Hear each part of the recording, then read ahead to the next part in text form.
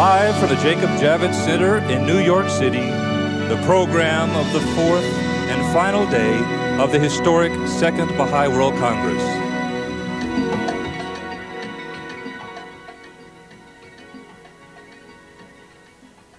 О Господи благой, Ты произвел все человечество от одного корня, определил всем принадлежать к единой семье. В присутствии Твоем святом все слуги Твои есть. Все человечество приютил Ты под одним шатром у стола даров Твоих. Всех озарил светом Своей любви и погрузил в океан милосердия Твоего. О Господи благой, объедини всех, и да достигнут согласия все религии, и объединятся все народы в один народ, дабы считать им друг друга членами одной семьи, и целую землю единым домом всех. О Господи, возвысь стяг единства народов, соедини все сердца воедино.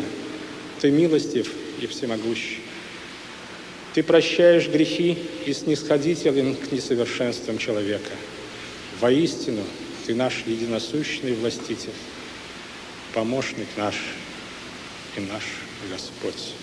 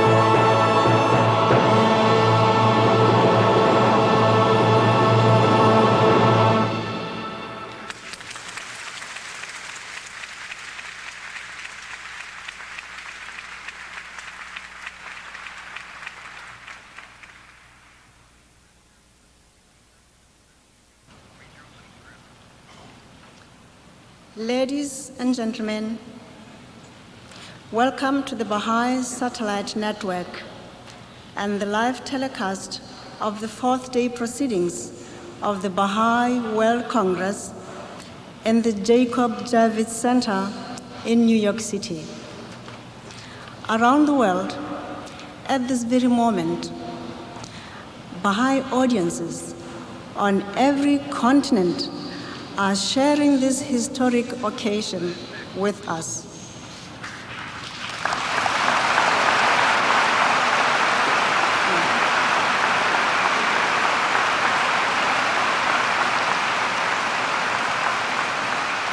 Additionally, as a result of the enormous interest by television networks around the world, millions of viewers are also watching this program. Through a constellation of communication satellites placed some 22,000 miles in space, we are joined together in celebration of Baha'u'llah's call for the unity of mankind and to emblazon his name across the planet.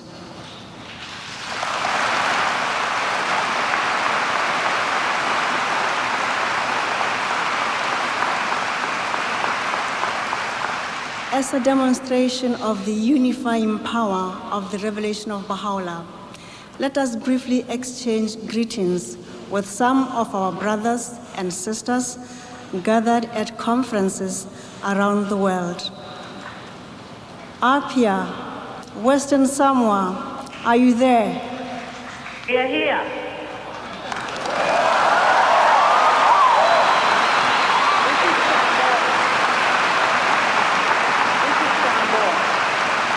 Greetings from His Highness Malitor Sanwafili II, Head of State of the Government of Western Samoa, to the Bahá'í World Congress, New York, November 1992.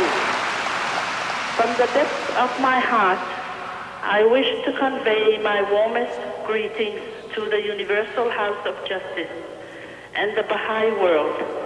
As head of state of this country, I warmly express that in marking the centenary of the inauguration of the Covenant, this is an immense significance to the worldwide Baha'i community. And in view of the current state of human affairs, I pray that more and more leaders will listen to the call of Baha'u'llah in order that world peace be established, which has been the purpose of all religions of the past. This holy year is an inspiring reminder of the sacredness of the manifestation of God. We have been endowed with the capacity to recognize the sacred in its universality, in its individual expressions in the world of being and nature, and in the hearts of men. My greetings to all the Baha'is of the world who, in the commemoration of this special occasion, signify the power of the Covenant of Baha'u'llah, and for the world to know and recognize God's greatness and uniqueness as our Creator and to apprehend His holy word. Soifua Malietoa Tanumafili II, His Highness the Head of State of the Independent States of Western Samoa. Greetings from the conference of the satellite telecast in Apia, Western Samoa. Our warmest Baha'i greetings from the islands of Samoa, from the people and all the Baha'is who have gathered in Apia at this very moment to be part of a historic occasion symbolizing the unity of the world at large. As Baha'u'llah's name is emblazoned across the whole planet through electromagnetic waves, heralding his redeeming message of unity to mankind. Present here today are believers not only from Western and American Samoa, but also friends from as far as Italy, Papua New Guinea, Tuvalu, Hawaii, New Zealand, Cook Islands, as well as the Samoan heroes who have returned from the Ocean of Light teaching campaign in Tuvalu. This telecast conference is being held at the Baha'i premises at Lelata, a few miles away from where the Mother Temple of the Pacific is located. Those gathered send their loving greetings, and this quotation from the promised of all ages, Baha'u'llah. The lamp of the covenant is the light of the world, and the words traced by the pen of the Most High, a limitless ocean. Allah Pa.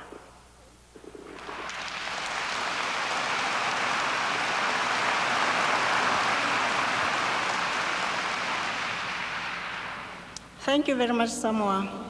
And now we go to South America. Buenos Aires, Argentina, welcome to our Cycle of Unity.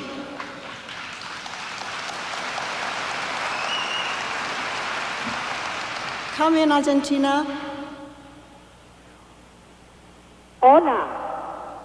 From the hundreds of friends gathered at the San Martin Cultural Center, we are now joining the thousands upon thousands of Baha'is gathered all around the world as the name Baha'u'llah unites and encircles the globe with the speed of light. Present in our meeting are Baha'is from Chile, Bolivia, Paraguay, Peru, Uruguay, and Argentina. Our program began yesterday, and as you can imagine, everyone is delighted to be together with all of you today. Buenos Aires is the city where Mae Maxwell, at 70 years of age, laid down her life while on a teaching trip. That same year, 1940, also marked the formation of the first local spiritual assembly. Today, it is with joy in our hearts that we unite with the rest of the world in the onrushing fulfillment of Baha'u'llah's vision for mankind.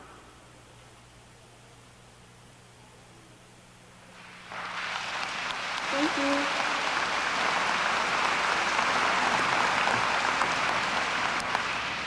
And now let us go half around the world and receive greetings from the European continent. Bucharest, Romania, are you there?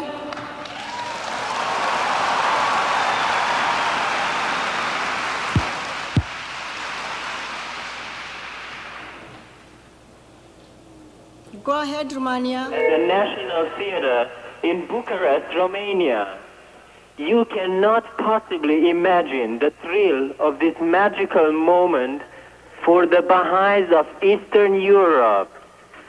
To be deprived of outside contact for 40 years and then suddenly to see the glory of Baha'u'llah bring a new dawn to all our lands.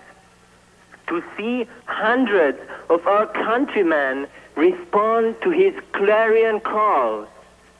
To rejoice in the distinction of having the first monarch, Queen Marie, champion the cause.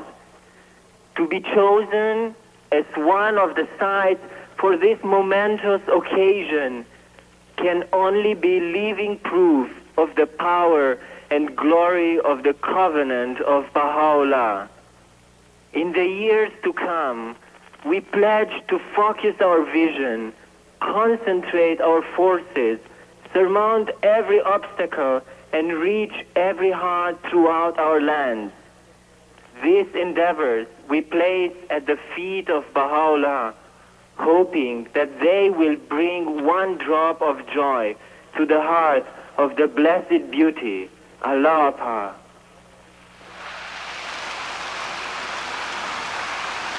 Thank you, Bucharest. Thank you.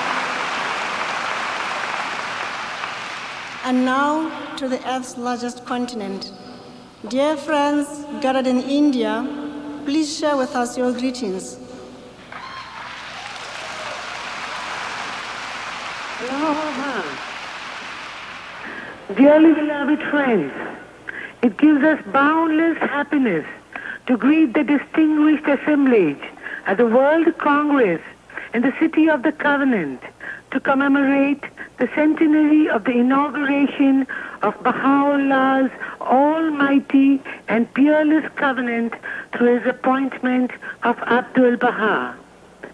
We, at the National Hazratul Quds in New Delhi, assembled at the Indian National Congress, numbering nearly 2,000 believers, representing hundreds of ethnic groups, speaking 16 official languages, acknowledge the majesty and sovereignty of our well-beloved Lord.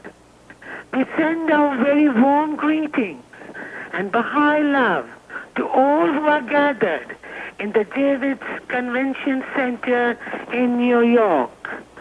Allahu Akbar. Thank you.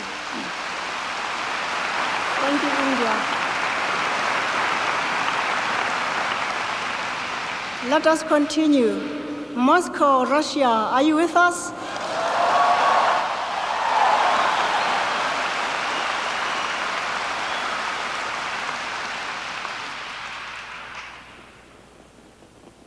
Come in, Moscow. Greetings from Moscow, Russia, from some 800 Baha'is, representing more than 30 nationalities. Only the covenant of the King of Light and Glory could have made such a gathering possible in a land which a few short years ago prided itself in living without God. The covenant gave strength to the pioneers in times when their faith couldn't be mentioned openly, and fueled the work of the travel teachers who have emblazoned the name of Baha'u'llah across the continent.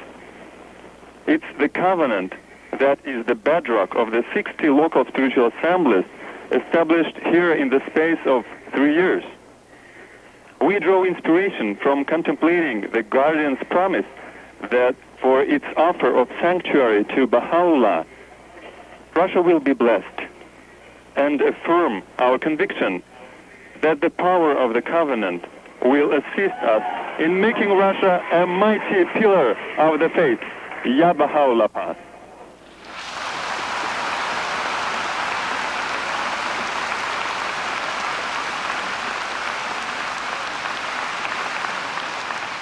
Dear friends, let us continue our historic journey of light and go to Nairobi in Kenya. Nairobi, are you there?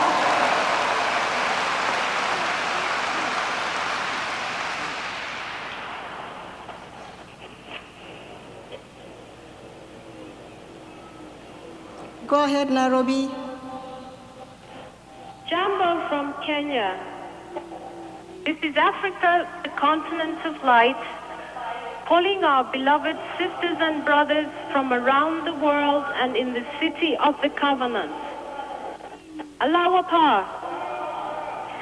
600 Baha'i friends speaking approximately 30 languages are gathered here in Nairobi, Kenya, celebrating this holy occasion. Though limited means prevent us from attending your joyous gathering, yet are we transported by the rays of his resplendent face to be at one with you and to convey to you expressions of our deepest love and greetings. May the glorious blessings of this time of holiness aid and assist us all, that each one of us may become a lighted candle, each one a center of attraction, each one an emblazoner of his holy name, till at last we make this nether world the mirror image of his paradise. Ya Baha'u'llah.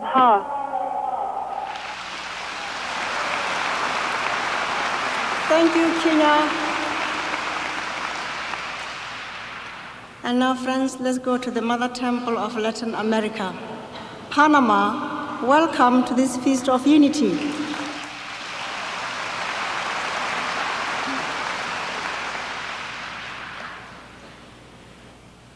Allahu Akbar, beloved friends. Loving Baha'i greetings to all participants in the World Congress in New York. From the friends gathered in this satellite conference in Panama, we are in the meeting hall at the site of the Mother Temple of Latin America in Panama City. 100 Baha'is from Central and South America have joined the Panama Baha'i community in this satellite conference. We are overjoyed and thankful to Baha'u'llah at the opportunity to participate in the World Congress via satellite conference to demonstrate our commitment to the Covenant and to demonstrate to the world the organic unity of the Baha'is in the world community. Allahu Akbar.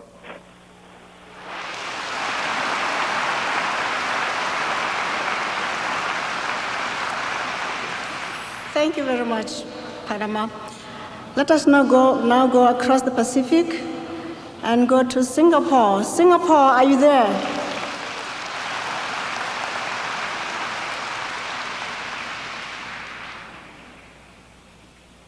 Come in, Singapore.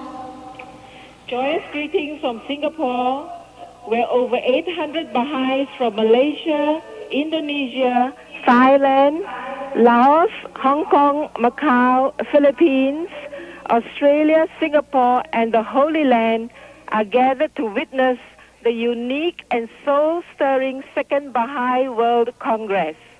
Among us are 50 Ibans, a native tribe from Sarawak, and busloads of Baha'is from plantations throughout Malaysia who have come to see for themselves the power of the cause in uniting mankind.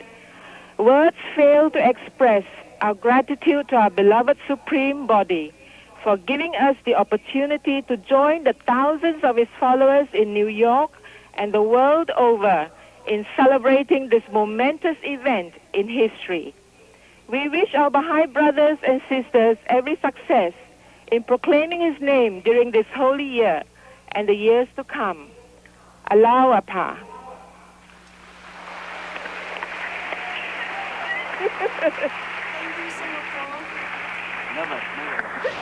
We shall now welcome the final live location link up.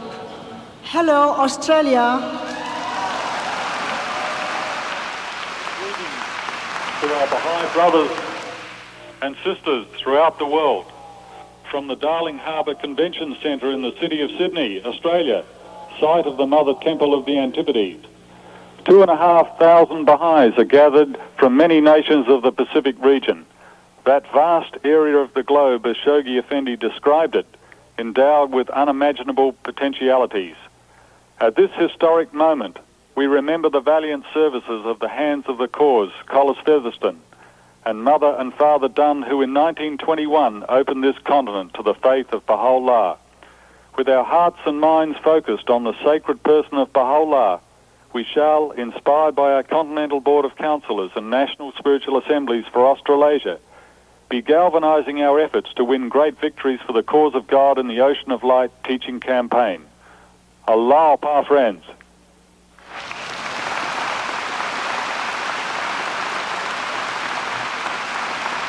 Thank you, Sydney.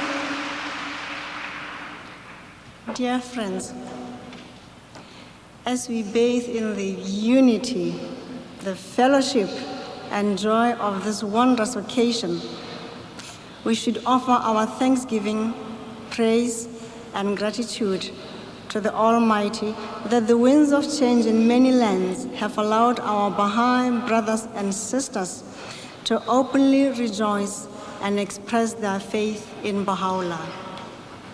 Meanwhile, hundreds and thousands are still forbidden this basic freedom. In acknowledgement of their heroic steadfastness in the covenant, selfless devotion, and their continuous sacrifice, it is my privilege to read the following message from the Baha'is of Iran.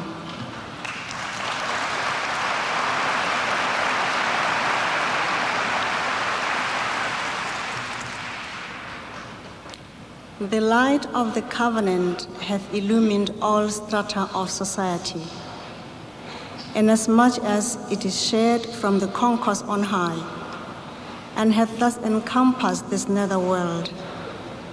The contingent world is astir by virtue of the breezes wafting from the garden of the covenant.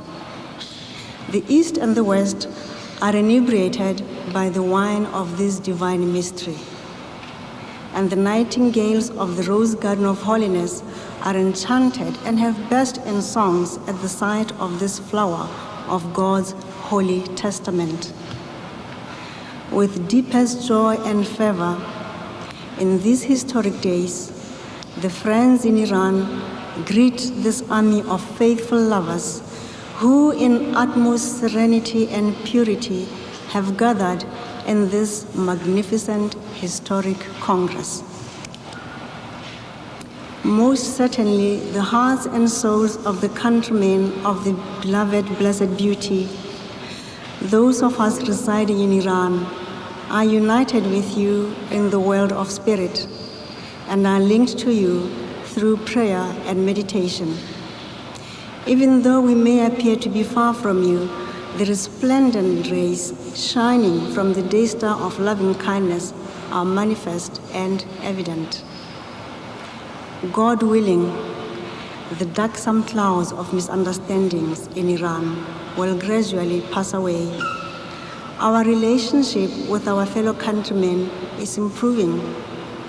The presence of a number of friends from the cradle of the faith in that great Congress is a sign of this process. Our heartfelt hope is that in the future, we will witness an increase of freedom in all areas. We are assured that this freedom and attainment will bring joy and pleasure to the hearts of the servants of our all-forgiving Lord. We rely on the divine bounties and are certain that the effect of the ardent prayers offered by those spiritual souls in that divine gathering will impart a new spirit to the world of humanity in this holy year. We beseech the one true God that the light of unity and oneness may shine upon this world, that disunity and war amongst the nations may be permanently eliminated, and that the present calamities of humankind in every corner of the world may be transformed into ease and comfort of all hearts and souls. To attain such a divine and worthy objective, we all raise our hands in supplication to the Almighty and humble ourselves and say, assist thou, O thou forgiving God, this gathering and grant thy bestowals, that it may illumine the world with the light of unity, and that the East and the West may be enlightened with the rays of love and harmony. O thou generous and kind Lord, resuscitate the souls through the breaths of the Holy Spirit, and brighten the faces even as radiant candles, that they may envelop the world with celestial splendors and bestow on the hearts heavenly attributes. Thou art the giver, the bestower, and the compassionate. Friends, let us respond to the Baha'is in Iran and the Baha'is gathered around the world by singing ʻAbdu'l-Bahá.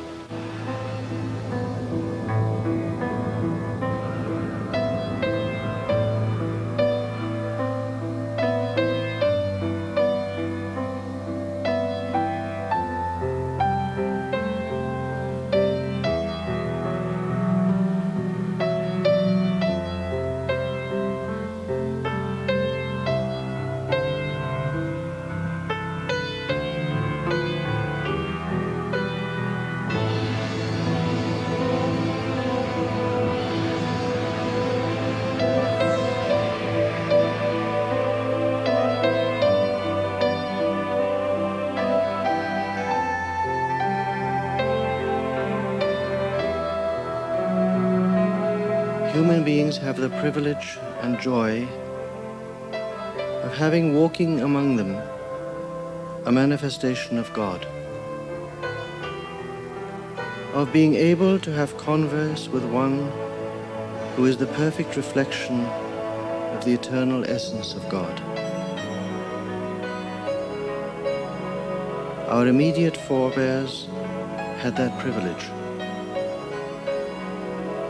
and we are met to recall that agonizing moment 100 years ago, when the earthly life of Baha'u'llah came to an end, and the King of Kings was no longer with us on this earth.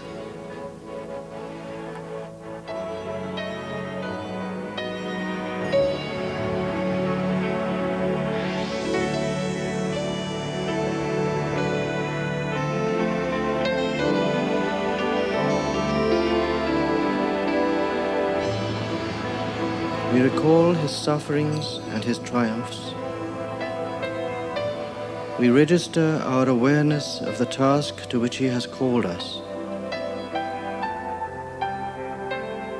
And we pay tribute both to the memory of his life and the power of his spirit which continues to sustain us.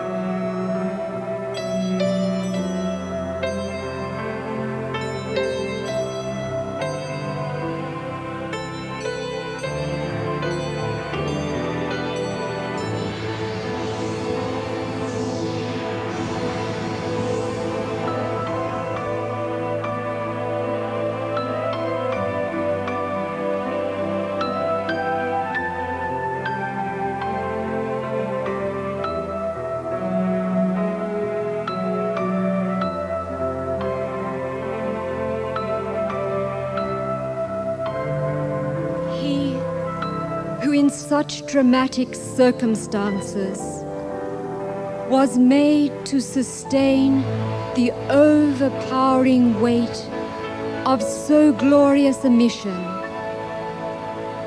was none other than the one whom posterity will acclaim and whom innumerable followers already recognize as the judge, the lawgiver and redeemer of all mankind, as the organizer of the entire planet, as the unifier of the children of men, as the inaugurator of the long-awaited millennium, as the originator of a new universal cycle,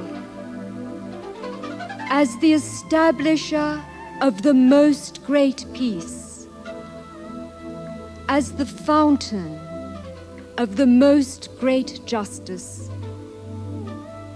as the proclaimer of the coming of age of the entire human race,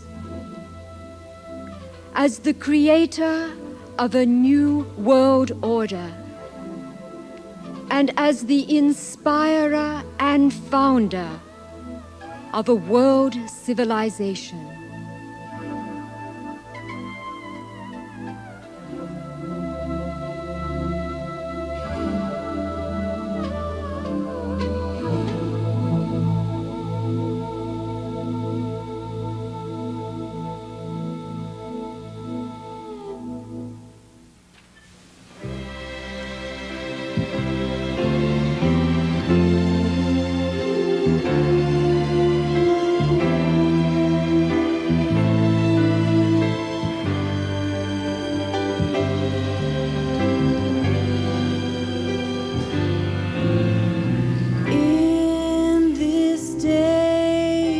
Baha'u'llah,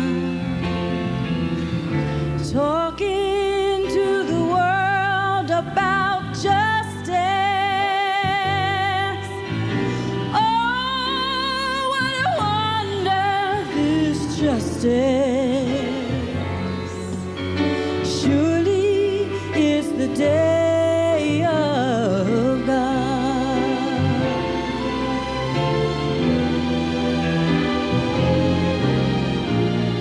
In this day, Baha'u'llah,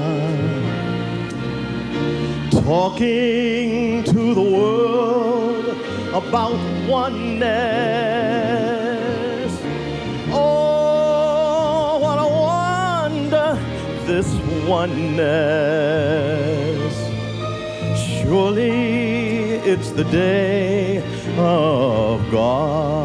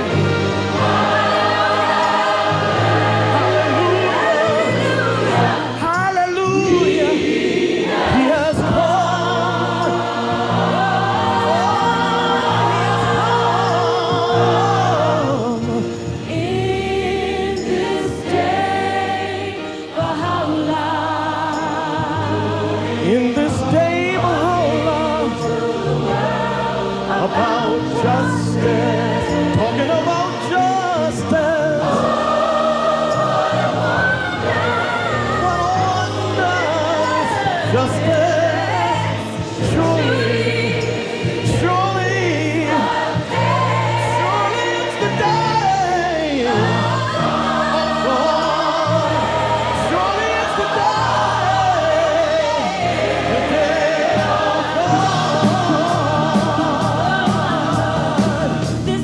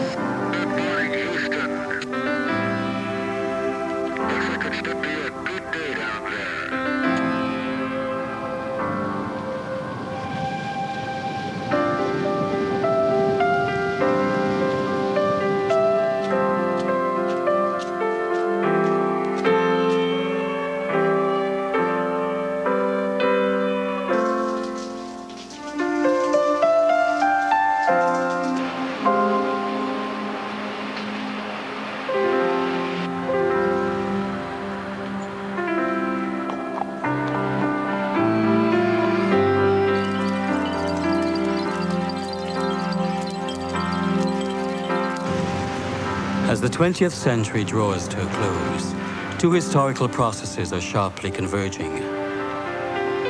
The first is a series of revolutionary changes which are awakening the peoples of the world to their common humanity and to the earth as a single homeland. The second is the rapid unfolding of the new pattern of human society created by Baha'u'llah's Covenant, which has taken root in every corner of the globe and among all the earth's peoples.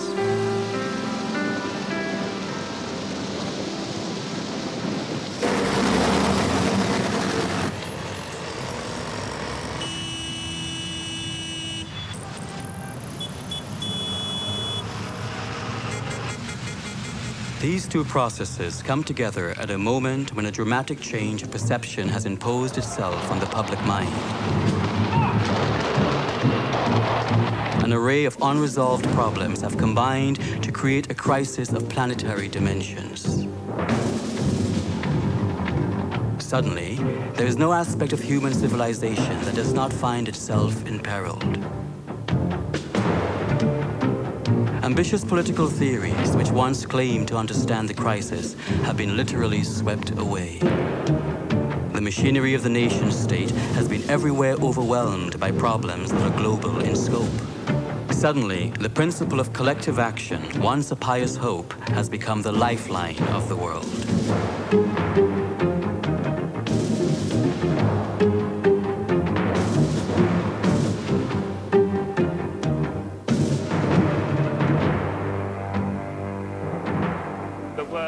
Our garden, and together we must cultivate it. This week at Rio, we have made a start.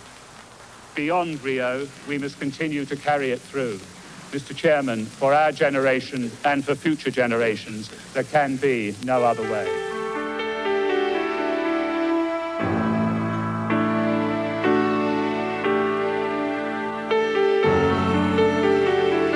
It is no exaggeration to say that the greatest achievements of the 20th century are those related to collective action. These include an unprecedented decision by the community of nations to act together in suppressing aggression, international agreements to establish global environmental standards, the enlistment of the world's heads of state in protecting the rights of children, worldwide relief efforts to aid the hungry and homeless, and collective action based on the conviction that the world's seas, the Antarctic, endangered species, and the Earth's atmosphere all represent the common heritage of mankind.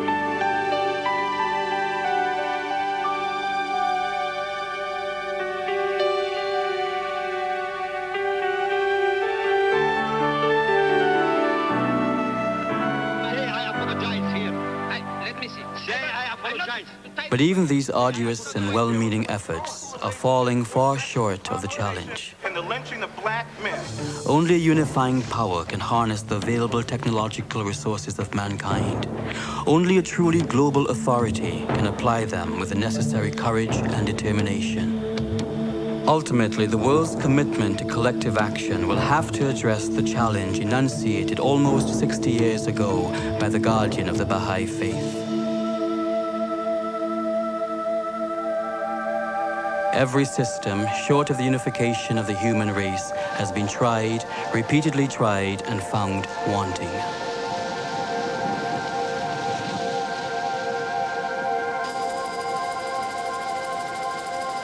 As the world's leaders and populations struggle with this inescapable reality, the implications of the unfolding mission of Baha'u'llah will become steadily more apparent to everyone.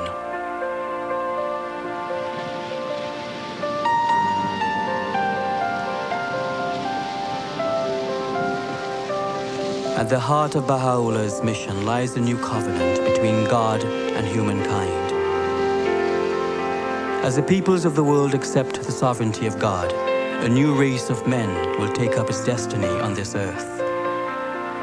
The struggling nucleus of this new human family has already emerged, what Baha'u'llah called the people of Baha. More than just a community or an organization, the Baha'is represent the arrowhead of the evolution of human consciousness. As such, we have a profound responsibility not only to act, but to understand. O people of Baha, be not careless of the virtues with which ye have been endowed. What are these virtues with which our emerging community is endowed? The most important is unity. Unity is the next stage in the evolution of our planet, the goal of centuries of human evolution. Baha'u'llah promises, so powerful is the light of unity that it can illuminate the whole earth. The Baha'i community is not only united, it embraces the entire variety of the human family. Without distinction, it is truly universal. And it has been imbued with a new set of moral values, a new ethos for living in an age of global integration. Baha'u'llah asks, is it within human power to effect so complete a transformation? The challenges of today call for an unprecedented act of will. The community created by Baha'u'llah has demonstrated the capacity not only to set itself enormously ambitious goals, but to persist in achieving those goals. Only a century after the inauguration of the Covenant, it has become the most widespread organized body of people on earth. And if the century and a half of sacrifices by the Iranian Baha'is demonstrates anything, it is evidence that the people of Baha possess the necessary reserves of endurance that today's challenges will require.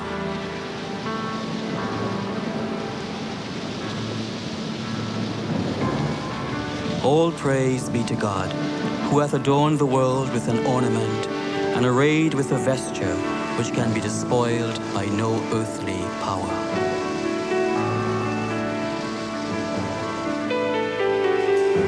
To a world torn by conflict and increasingly desperate for solutions, the Baha'i community offers convincing evidence that humanity in all its diversity can live and work as one people in a common global homeland. But the endowments of Baha'u'llah's covenant come most sharply into focus in the operation of the administrative order. There is no achievement in human history that can compare with the system of group consultation and decision-making that the Covenant has brought into existence throughout the world. The network of local spiritual assemblies guiding and nurturing communities at the grassroots level, and the national spiritual assemblies coordinating and assisting these activities in 165 countries around the globe.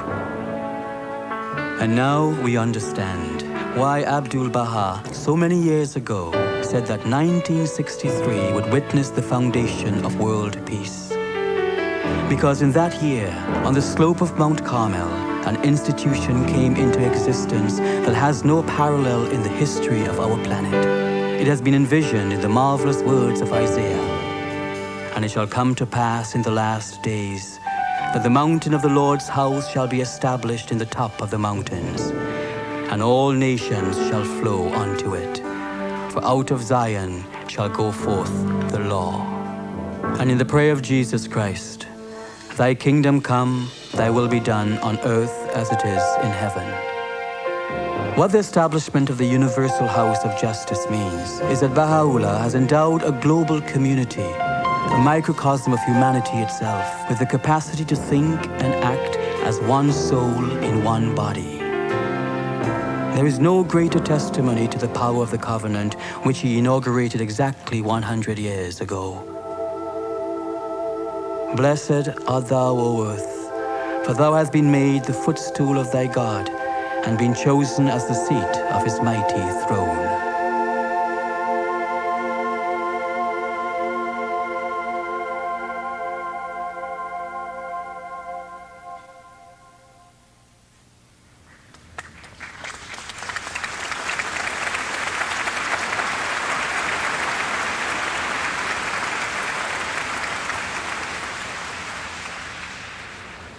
Friends, I would like to introduce to you Mrs. Zina Sorabji, who is a member of the Baha'i community of India. Mrs. Sorabji.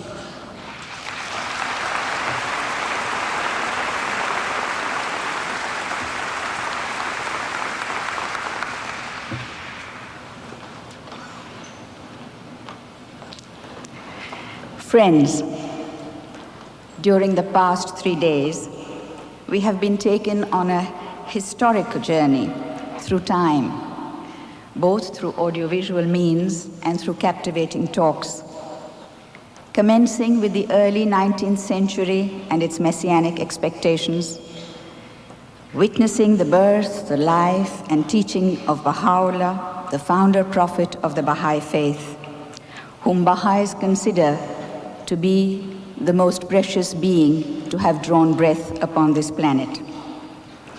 At his passing in 1892, Baha'u'llah left for posterity a gift in the form of a covenant with his followers, the center of that covenant being ʻAbdu'l-Bahá, his eldest son. It was to him all Baha'is were to turn in matters relating to the interpretation of Baha'u'llah's writings. We have heard in detail about the mission of ʻAbdu'l-Bahá and the manner in which he fulfilled his dual role as exemplar for all the Baha'is and as the builder of Baha'u'llah's world order. We then benefited from an eloquent description of the guardian of the Bahá'í Faith, Shoghi Effendi, who through his patience and determination helped the development and progress of the Bahá'í Faith and its administration by inspiring the Baha'is all over the world. Today, the last day of the Congress, we shall speak about humanity's encounter with Baha'u'llah. Before introducing the subject, let me remind you once again that in about 20 minutes, we shall go live to the World Center for a history-making event. It is interesting to look at an analogy which has been very beautifully described by a renowned Baha'i scholar. He asks us to examine the principle of the conception of a new life and the growth of the embryo. We may study the condition of an egg before and after it is fertilized. Before the conception of the new life, the egg is in its normal state and contains good food. But when the new life begins to grow within it, the condition inside changes radically. The food turns bad and becomes corrupted. Yet the new life lives within this corrupted matter and feeds on it. At first, the change is not obvious, but as the new life grows, the condition inside becomes more unstable and imbalanced. And there comes a time when the egg cannot remain whole anymore. Eventually, it breaks open. The young creature is born, and the egg is reduced to a broken shell. The same principle applies to the Bahá'í Faith. When Baha'u'llah declared his mission in April 1863 of being that messenger of God foretold in the Holy Scriptures of the past, at that moment you could say he fertilized the egg of human society with the seed of the Baha'i community. From that moment on, the egg, that is the world, began to change. Baha'u'llah himself says, life was taken away from the whole of creation in a moment, and at that same moment, a new life was infused into all created things. And now we see that as the Baha'i community grows, conditions in the world deteriorate. There is an imbalance in the conditions existing in the world. The world's equilibrium had been upset through the vibrating influence of this most great, this new world order, said Baha'u'llah. And the old world order is being rolled up and a new one spread out in its stead. The thinking world has caught up by now with the basic teachings which Baha'u'llah enunciated over a century ago. Unconscious of their source, humankind has been incorporating these fundamentals in their programs and projects for the reshaping of society, politically, socially, and economically. A new life is, in this age, stirring within all the peoples of the earth, and yet none hath discovered its cause or perceived its motive, Baha'u'llah stated over 100 years ago. Some of the issues of which he warned the rulers and leaders are the dangers of racialism, nationalism, and communism.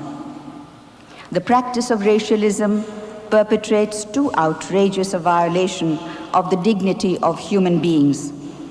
What we term race is the outcome of the operation of a long historical process. It is not a divine arrangement. Today, as a result of transcultural and transracial milieu of world society, it is only natural to regard humanity as only one race. Baha'u'llah therefore urged, "The tabernacle of unity hath been raised, regard ye not one another as strangers." Unbridled nationalism, as opposed to genuine patriotism, must give way to a wider loyalty. Love of all the world's peoples does not exclude the love of one's country. Current international cooperation in various fields brings to mind Baha'u'llah's statement, "Let not a man glory in this, that he loves his country. Let him rather glory in this, that he loves his kind." The many decades of theory and practice of communism amply demonstrate that fear, suspicion, and hatred are at the basis of this ideology. Recent events clearly demonstrate that it is on the verge of total collapse. For legal standards, political and economic theories, said Shoghi Effendi, the guardian of the Bahá'í Faith, are solely designed to safeguard the interests of humanity as a whole, and not humanity to be crucified for the preservation of the integrity of any particular law or doctrine. Global revolution has become the dominant fact of our life. Humanity is rapidly moving towards the establishment of a new world order.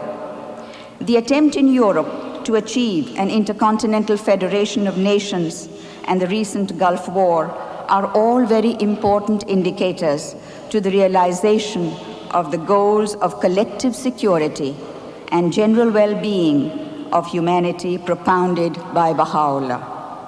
Addressing the rulers of the earth, he wrote thus in his epistle to Queen Victoria, "Take ye counsel together, and let your concern be only for that which profiteth mankind, and bettereth the condition thereof. Be reconciled among yourselves, that ye may need armaments no more, save in a measure to safeguard your territories and dominions. Be united, O concourse of the sovereigns of the world, for thereby will the tempest of discord be stilled amongst you, and your peoples find rest. Should anyone among you take up arms against one another, rise ye all against him, for this is naught but manifest justice."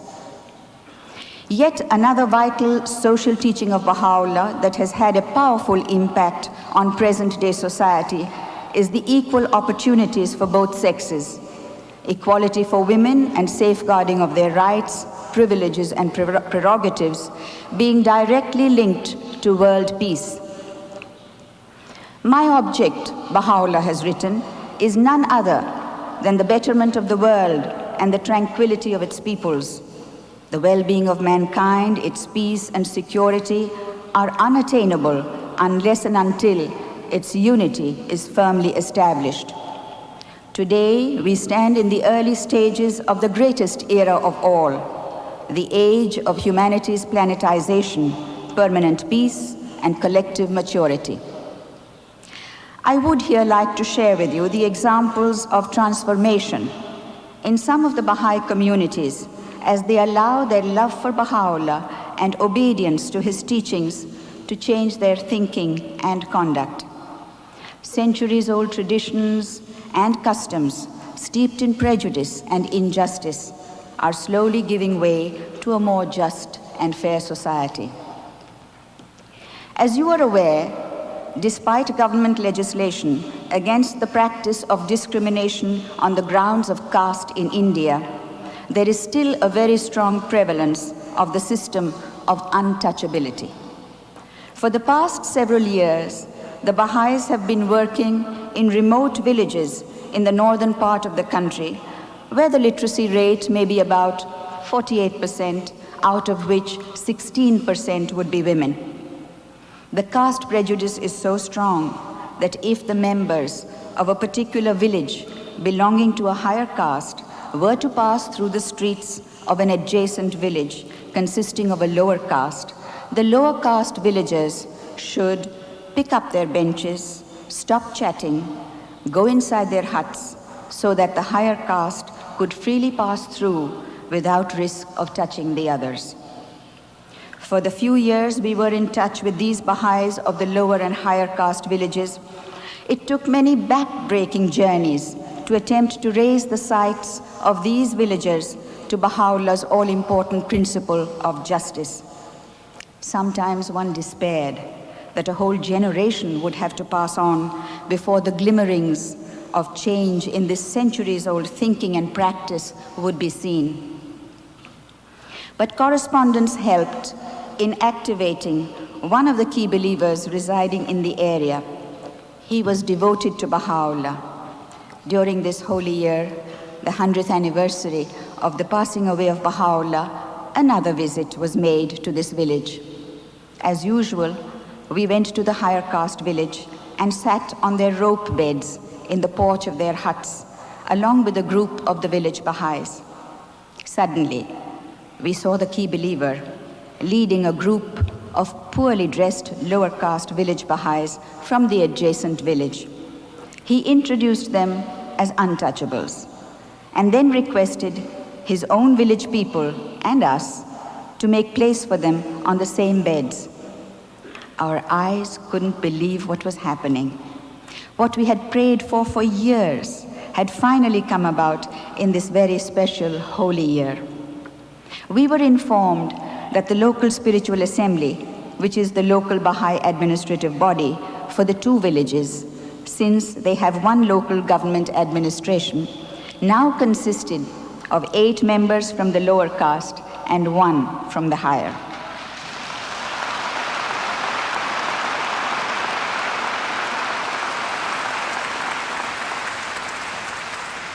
On questioning them as to whether the Bahá'í Faith had in any way brought change in their lives, the answer was what we had just seen. They would never have dreamt of sitting alongside each other or, what was more important, drinking tea from the same teacups. Nor did they any longer need to hide themselves in their huts. This took place in one of the most orthodox areas of the country. A number of such instances are now being heard of in other Baha'i communities. Ever since the Universal House of Justice stressed the need to lay greater emphasis on one of the cardinal principles of Baha'u'llah, which is universal education, the Baha'is all over the world have begun to render service by starting adult literacy and other educational programs. These would assist people to independently investigate religious truth, which is another of the tenets of the Baha'i Faith, instead of conforming to certain religious beliefs just because one was born in them. One such program is being held in India. I talk about India because of personal experience, but I'm sure that other Baha'i communities in the world would have similar experiences to relate. In this program, illiterate village women, both Baha'i and others, are invited to an integrated course where literacy and vocational studies are taught. The Baha'i literacy program, which goes beyond functional literacy, has been so evolved that from the first day, words are taught which are useful to the participants and which bring about a discussion on social issues.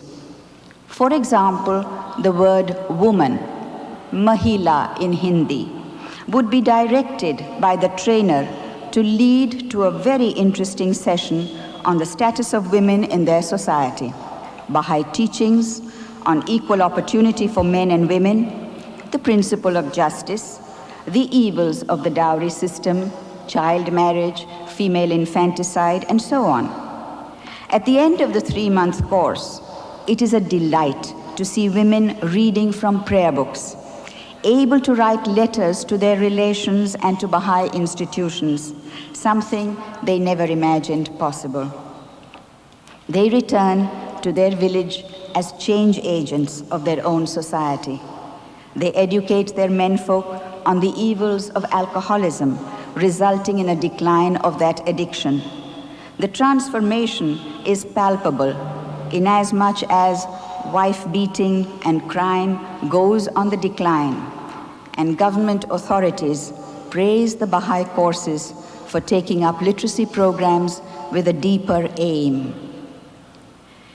There is no doubt in the minds of the Baha'is throughout the world that the guiding force behind all these endeavors to uplift humanity is that unique institution which the Baha'is know as the Universal House of Justice.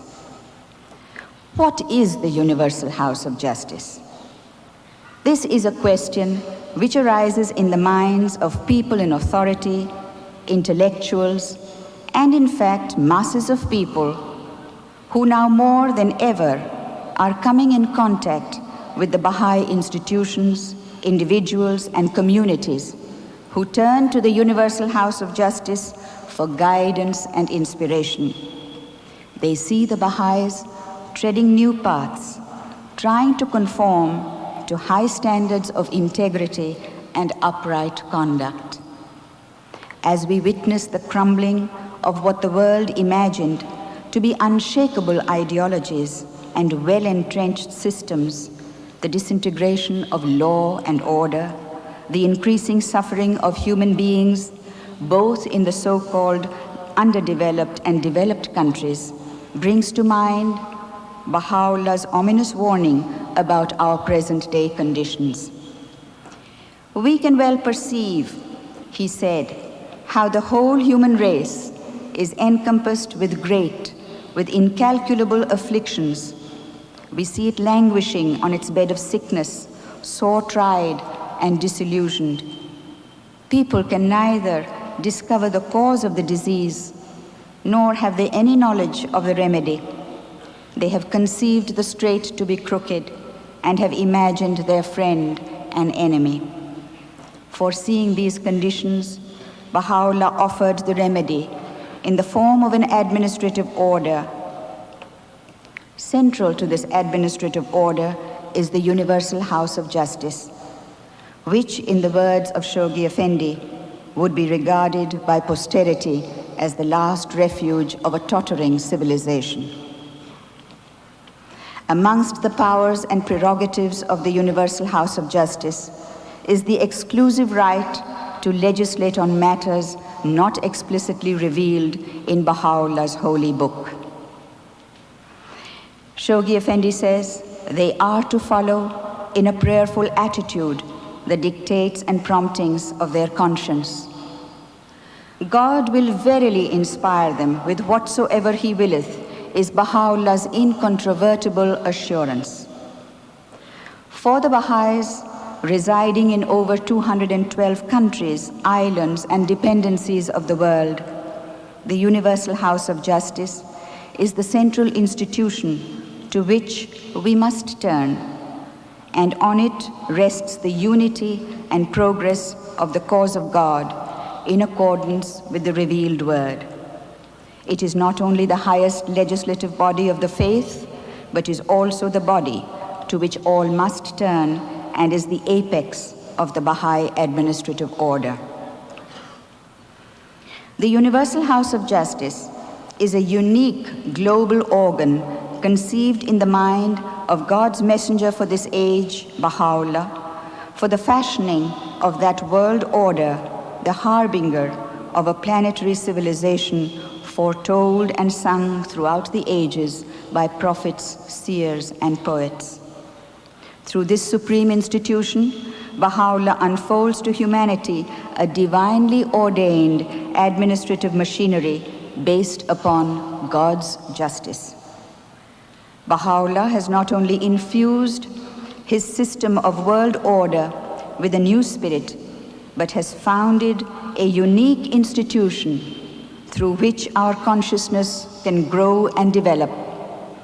It shows to the peoples the way not only to the kingdom in heaven, but also to the kingdom on earth. According to its constitution, the Universal House of Justice is elected by secret ballot by the 9 members of each of the existing 165 national spiritual assemblies in the world. This election takes place once in 5 years at a meeting known as the International Baha'i Convention. It is to this dearly loved institution, which the Baha'is take comfort in, which they are assured will safeguard the unity of their faith, this refuge for humanity, that our attention is now being drawn by the satellite turning towards the Holy Land, the seat of the Universal House of Justice, and to whom we offer from this most memorable World Congress salutations of praise and gratitude.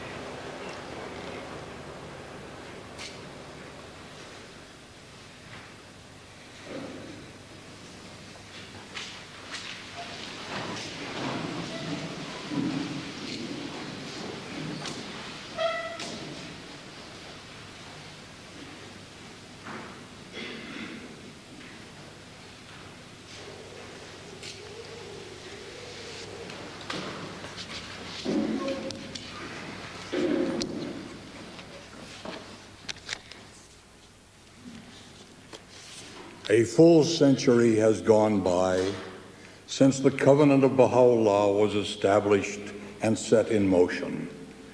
And we extend to the members of his community our loving greetings as they are assembled today at the World Congress in New York and at auxiliary conferences on all continents, or as they otherwise participate in the observance of this centennial occasion.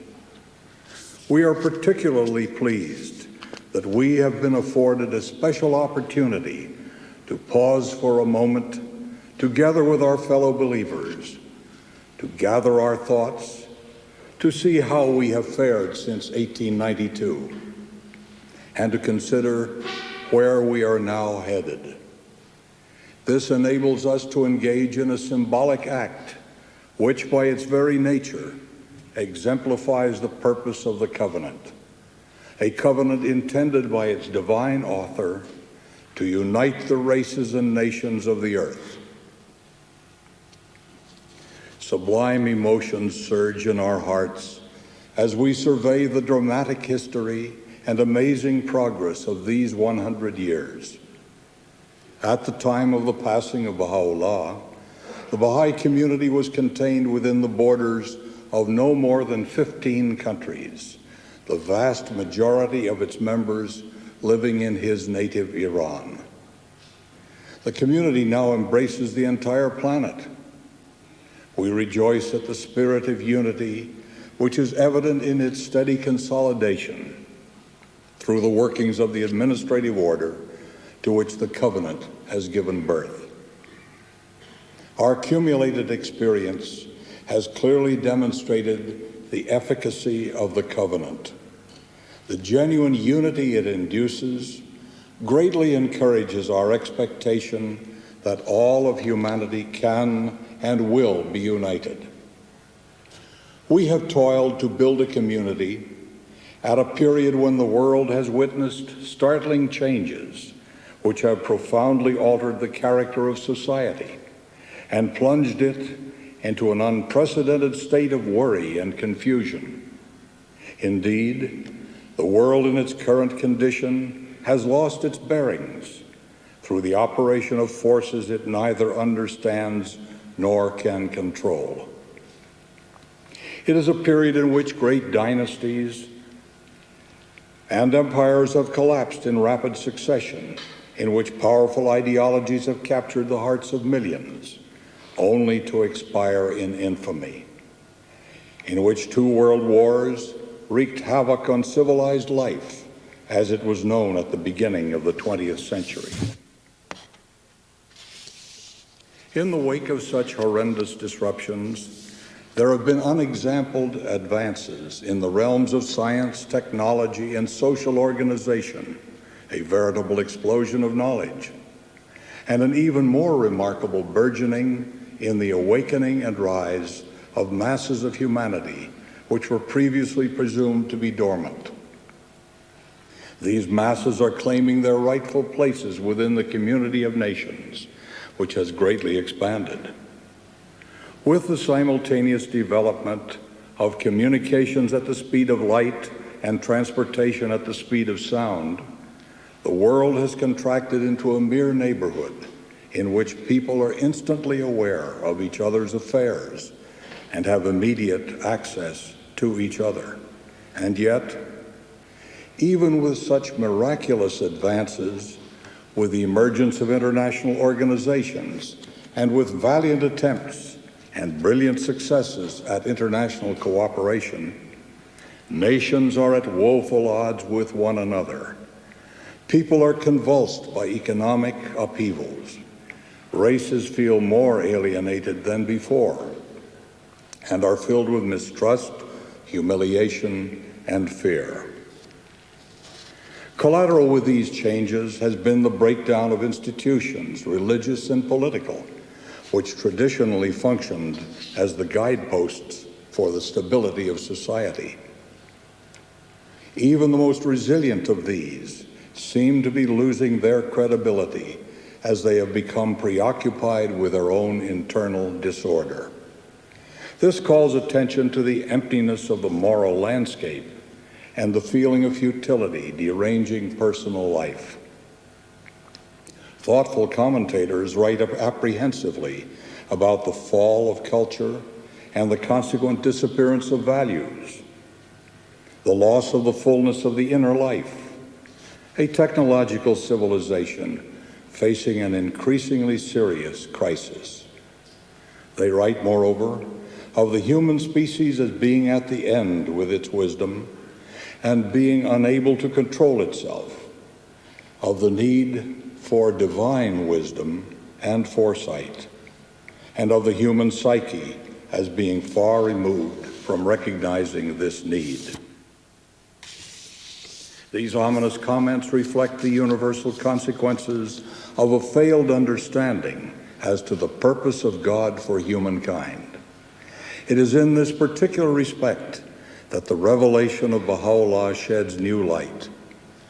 It refreshes our thoughts. It clarifies and expands our conceptions.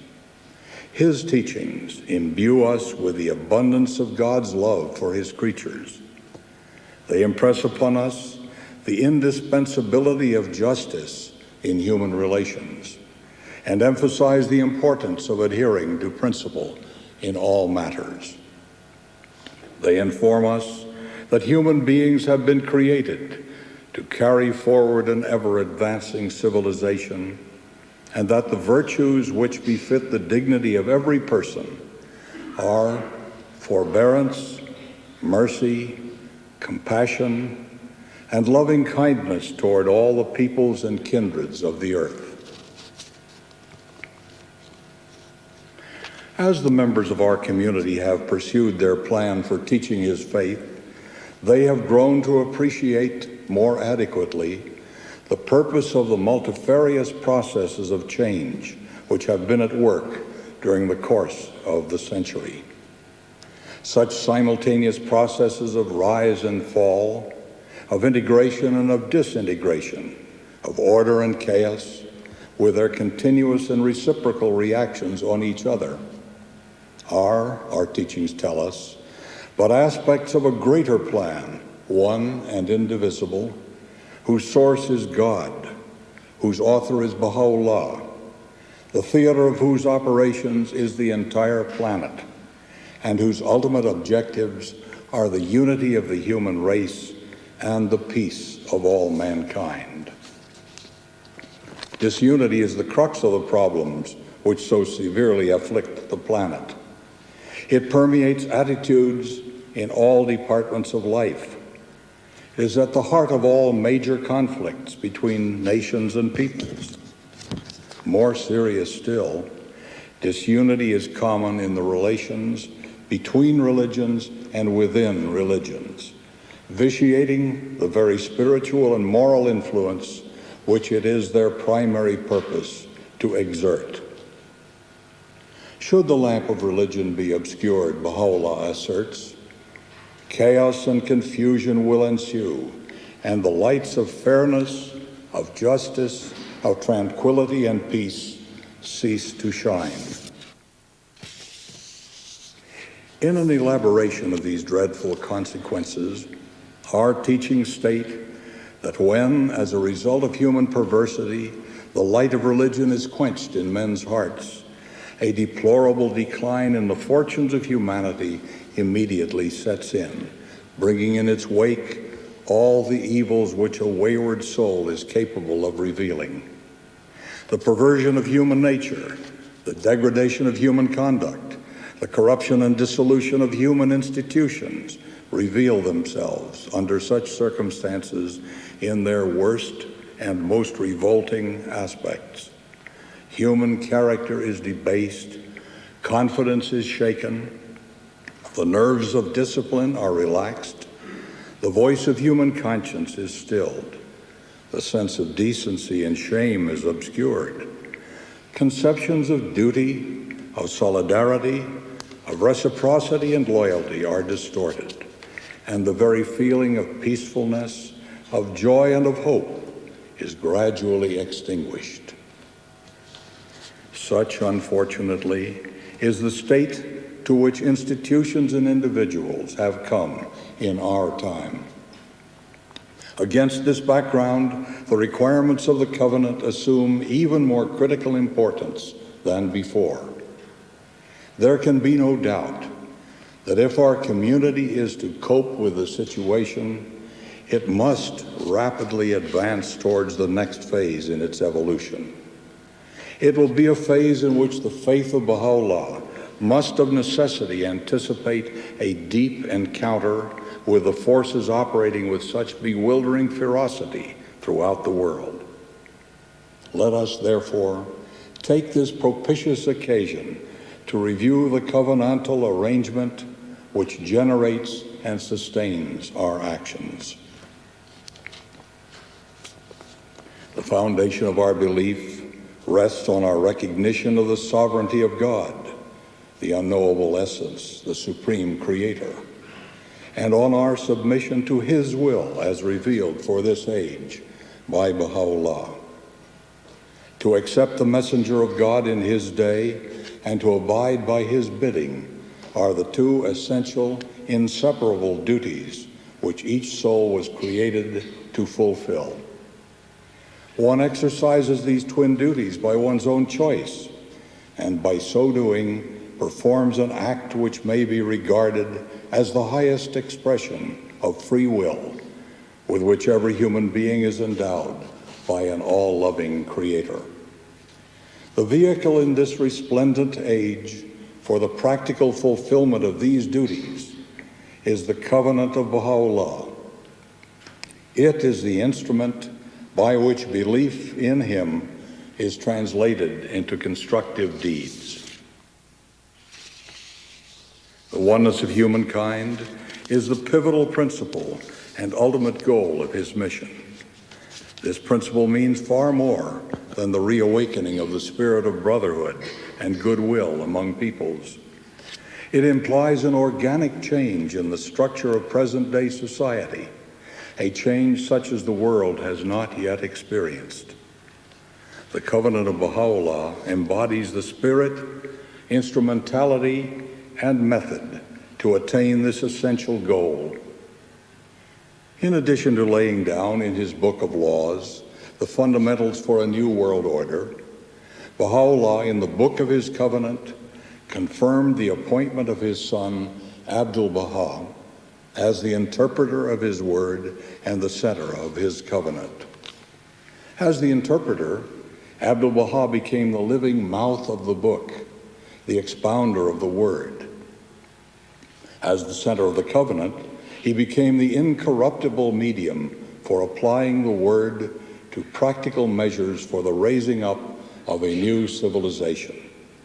The covenant is, therefore, unique as a divine phenomenon, in that Baha'u'lláh, further to conferring upon ʻAbdu'l-Bahá the necessary authority to fulfill the requirements of his singular office, vested in him the virtues of perfection in personal and social behavior, that humanity may have an enduring model to emulate. In no annals of the past is there recorded such an arrangement for ensuring the realization of the purpose of the manifestation of God. This covenant is the guarantee against schism. That is why those who occasionally attempt to create a cleavage in the community utterly fail in the long run. Similarly, the incessant persecution the community has been forced to endure for more than a century in the land of Baha'u'llah's birth has not succeeded in destroying its identity or undermining its organic unity. The glorious ultimate effect of this arrangement will be to ensure the establishment of the kingdom of God on earth, as promised in the holy books of old and as proclaimed by Baha'u'llah himself. The day of the promise is come, he clearly announces, and he who is the promised one loudly proclaimeth before all who are in heaven and all who are on earth, verily there is none other God but he, the help in peril, the self-subsisting. I swear by God, that which had been enshrined from eternity in the knowledge of God, the knower of the seen and unseen, is revealed. Happy is the eye that seeth, and the face that turneth towards the countenance of God, the Lord of all being. Indeed, the coming of Baha'u'llah ushered the world into a new age, making possible the beginning of a wholly new relationship between humanity and its supreme creator. The characteristics of this relationship are summed up in the covenant inaugurated upon his passing a century ago. Its spiritual dynamic and cohesive power, its unifying principles and practical institutional provisions are a pattern for the healing of the ills afflicting our fractured societies and defective social systems. The Covenant of Baha'u'llah gives new meaning to humanity's checkered history. It imparts a fresh impulse to human striving. Like unto the artery, ʻAbdu'l-Bahá states, it beats and pulsates in the body of the world. The pervasive influence it exerts is at the heart of the derangement of human affairs. It drives the accelerating transition from the old order to the new world order envisaged by Baha'u'llah. Soon, he writes, will the present-day order be rolled up and a new one spread out in its stead. And he explains, the world's equilibrium hath been upset through the vibrating influence of this most great this new world order. Mankind's ordered life hath been revolutionized through the agency of this unique, this wondrous system, the like of which mortal eyes have never witnessed. Let those seriously concerned about the state and fate of the world give due attention to the claims of Baha'u'llah. Let them realize that the storms battering at the foundations of society will not be stilled unless and until spiritual principles are actively engaged in the search for solutions to social problems. Let us, the followers of Baha'u'llah, redouble our effort in the exercise of our sacred duty to acquaint all humanity with the animating purpose of the worldwide law of Baha'u'llah. Let them discover that, far from aiming at the subversion of the existing foundations of society, it seeks to broaden its basis, to remold its institutions in a manner consonant with the needs of an ever-changing world.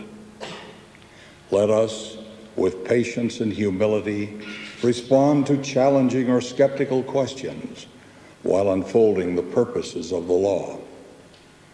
Let them know that it can conflict with no legitimate allegiances, nor can it undermine essential loyalties. Its purpose is neither to stifle the flame of a sane and intelligent patriotism in men's hearts, nor to abolish the system of national autonomy, so essential if the evils of excessive centralization are to be avoided. Let us, by word and example, show that it does not ignore, nor does it attempt to suppress the diversity of ethnical origins, of climate, of history, of language and tradition, of thought and habit that differentiate the peoples and nations of the world. Finally, let them appreciate that it calls for a wider loyalty, for a larger aspiration than any that has animated the human race, that it insists upon the subordination of national impulses and interests to the imperative claims of a unified world, that it repudiates excessive centralization on the one hand and disclaims all attempts at uniformity on the other, that its watchword is unity in diversity.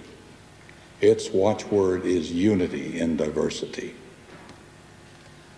It is especially noteworthy that, coincidental with this Baha'i Holy Year, are the commemorations of other world-shaking occurrences which, centuries ago, commenced processes destined to attain their glorious consummation in the promised day of God.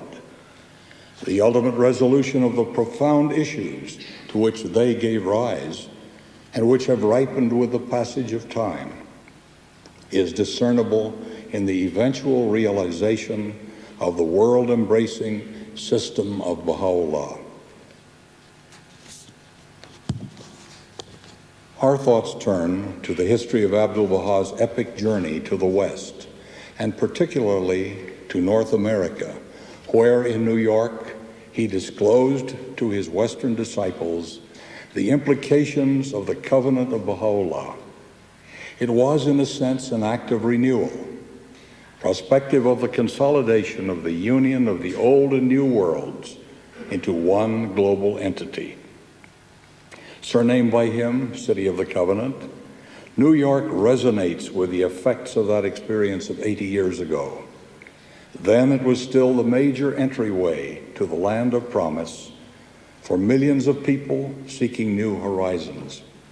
Now it is recognized as a gathering place for the leaders of nations, an international venue for efforts at achieving unity in the political realm. Its very atmosphere vibrates with the hopes of a world seeking to set its affairs in order. Today, the hearts of the Baha'is throughout the earth are focused on this City of the Covenant, wherein many thousands of their fellow believers from all parts of the planet have assembled in the Second Bahá'í World Congress. The presence there of such a widely varied representation of the human race is an affirmation of the unific power of the covenant, which the event was convened to celebrate. In this season of beginnings and of the commemorations of beginnings, we Baha'is set for ourselves a new measure of effort, one more daring and persistent than before. May our words proclaim and our deeds demonstrate that there is only one God, only one religion, only one race. And few though we be, may we thus fulfill our duty towards Baha'u'llah, towards his covenant, and indeed towards all humankind.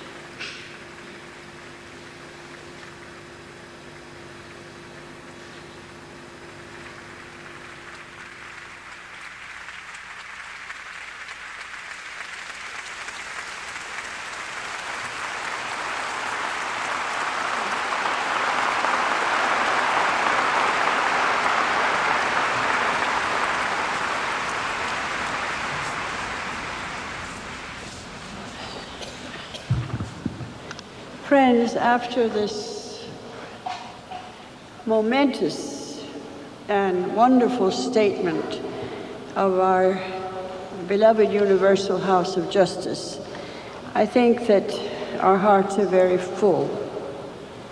And I think that one of the things that the Baha'is should do when they go back to their own countries is to see that this message of the House of Justice appears in their own newsletters and in their own language as quickly as possible, because it has a very momentous message to give the Baha'is, and it will guide assemblies and national assemblies, believers, on how to focus their attention, our attention, on the possible future events awaiting mankind.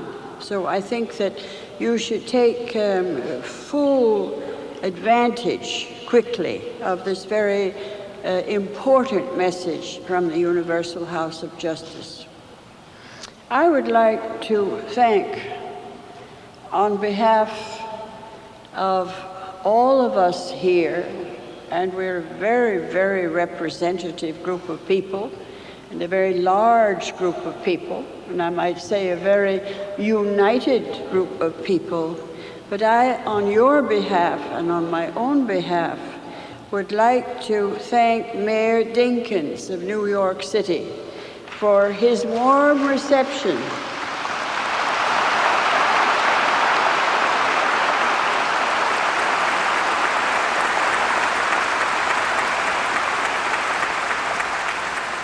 It's nice to come to a place where you're received with open arms. And I think that all the Baha'is are very, very appreciative that in this city of the Covenant, which is so pivotal to everything that is happening at the present time all over the Baha'i world, that the mayor of this great city should greet us with genuine appreciation and affection. Fundamentally, this is a religion of happiness. If you think of Baha'u'llah's words to Professor Brown, the only Westerner who ever had the honor of being received by him, it's very, very impressive. And I think that this is another thing, another thought that we should carry out and tell other people. Say that in his only interview with a Westerner, a prominent scholar from England, the founder of the Bahá'í Faith, who was a prisoner and an exile, said, I desire but the good of the world and the happiness of the nations. And I think that this is a very, very important and singularly neglected statement of Baha'u'llah. Because what does he say? He says, I desire the happiness of the nations. Doesn't say their prosperity, their welfare, their fame, that they should behave themselves, anything else. All he says is, I desire the happiness of the nations.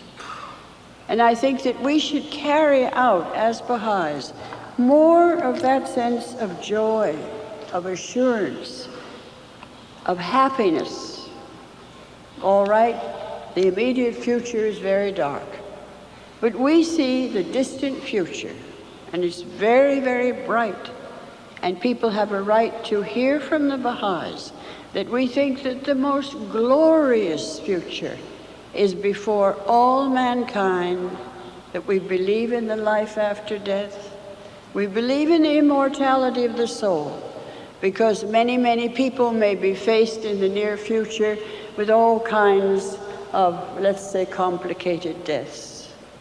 Then we should tell them that we believe that the soul exists forever, that it is created by Almighty God, that it has its own personality and its own future, and we are convinced of it, and we're happy about it, and we're not afraid, and we pray for the dead, we love our loved ones that have passed away, and we have no fear either of death or of the future. We only have love and happiness and courage and a great, great future that the Baha'is believe in for the entire people of the world.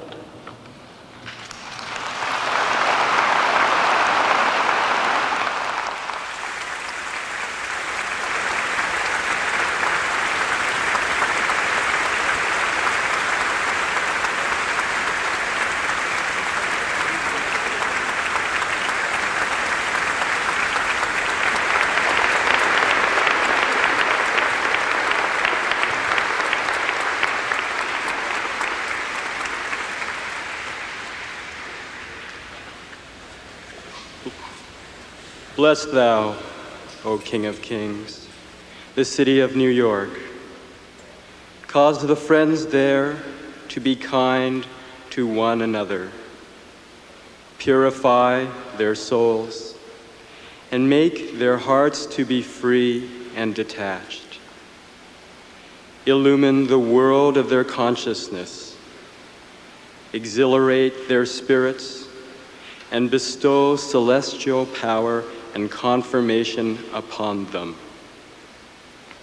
Establish there a heavenly realm, so that the city of Baha may prosper, and New York may be favored with blessings from the Abha kingdom. That this region may become like the all-highest paradise, may develop into a vineyard of God, and be transformed into a heavenly orchard and a spiritual rose garden.